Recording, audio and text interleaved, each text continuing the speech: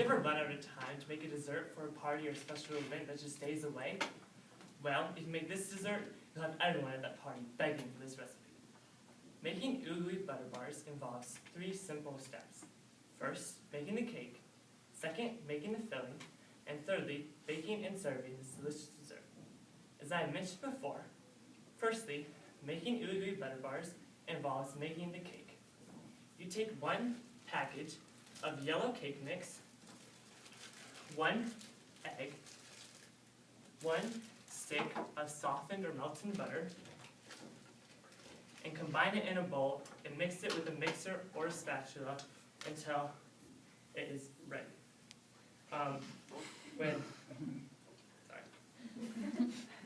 It should be ready when it kind of gets like doughy. It kind of turns, yeah. If you want to make, if you're cooking for a gluten-free person, you can just make the cake mix a gluten-free cake mix, and I'll make the whole entire dessert gluten-free. This butter isn't melted, so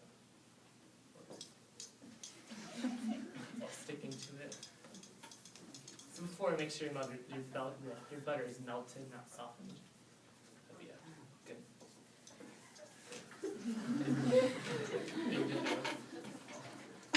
Well, when it's done and it looks doughy, not like this, actually doughy, you pour it in your pan, and you kind of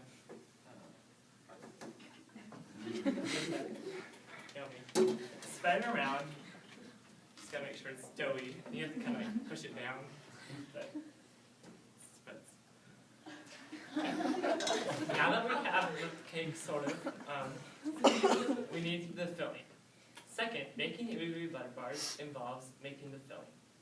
You take a stick of cream cheese that's softened, doesn't have to be melted. A stick of melted butter. Sadly, this isn't melted. 2 eggs. Oh wait, before you add butter. And just soften cream cheese. I actually made this dessert for a gluten-free person, and they said it's one of the best desserts that's gluten-free. Once that's all softened, now we add the butter.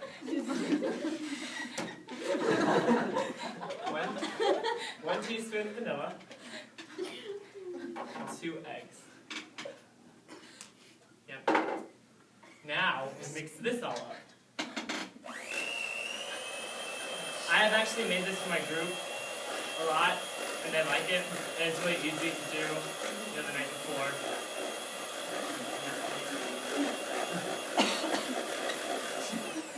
Well, that's all good and chunky because the butter's not melted.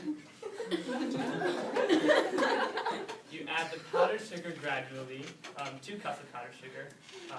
Just do like half of it and then mix.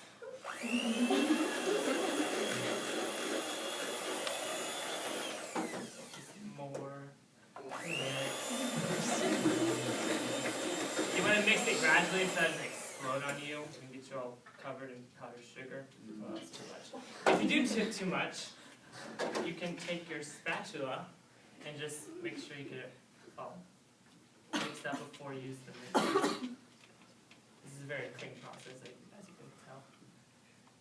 Very yummy. Okay, once the filling is done, you just pour it on top of your cake. That looks good, not like this. And you need to even it out. It's a little chunky. Again, you need melted butter, by the way. Make sure it's melted, stick of butter. You just spread it around so that it's all even. Now that we have the cake, it's time to put the finishing touches on it. Thirdly, making ooey butter bars involves baking and serving the cake. You place your cake in a hot oven that is preheated at 350 degrees for 40 to 50 minutes. After it's done baking, you let it cool for 10 minutes. After it's cooled, you can cut it to your desirable sizes and decorate it with powdered sugar. Now that you have the recipe for making ooey gooey butter bars and you know how to make them, the next time you need to make a dessert for a special event or party, you can make ooey gooey butter bars in no time. Don't forget 3 crucial steps. First, making the cake. Second, making the filling. And thirdly, baking and serving this delicious dessert. As Paula Deen would always say, everything's better with butter.